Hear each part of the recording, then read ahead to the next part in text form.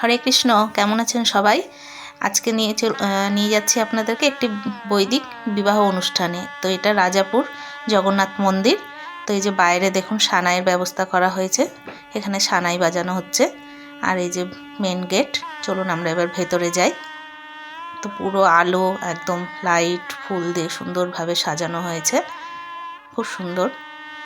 আর এখানে আবার কিসে ব্যবস্থা হয়েছে, এখানে যারা আসছেন গেস্টরা তাদেরকে চন্দন, ভগবানের প্রসাদী চন্দন আর মালা দিয়ে স্বাগত জানানো হচ্ছে।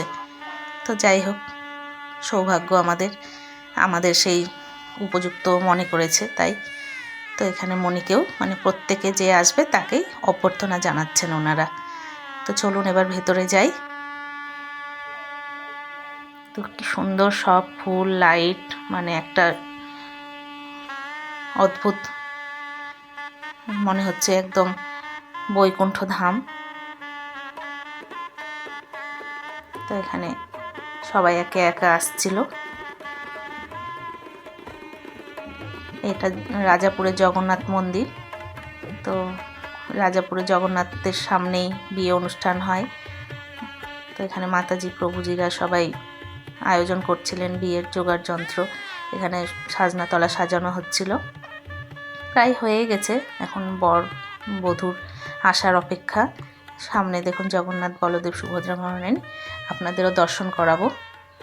আর সন্ধ্যা আরতি হচ্ছে এখন। আর ভক্তদের যেহেতু গোধূলি লগ্নেই হয়, তো এখন সন্ধ্যা আরতি হচ্ছে। আর চারিদিকটা দেখছেন সব ফুল দিয়ে কি সুন্দর সাজানো। আর এগুলো কিন্তু সব অরিজিনাল ফুল, কোনো আর্টিফিশিয়াল নয়। ওই দেখুন জগন্নাথের দর্শন, দূর থেকে জগন্নাথের দর্শন পেলাম। কাছেও যাব, এদিকটা একটু ঘুরে নিই, সামনেটা একটু ভিড় কমুক, তারপরে যাচ্ছি। এখানে বসার ব্যবস্থা করা হয়েছে, সোফা, নিচেও বসার ব্যবস্থা, সব রকম ব্যবস্থায় আছে।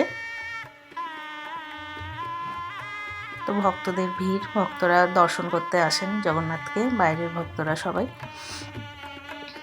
বিয়েরও সব অতিথিরা আসছেন আস্তে আস্তে।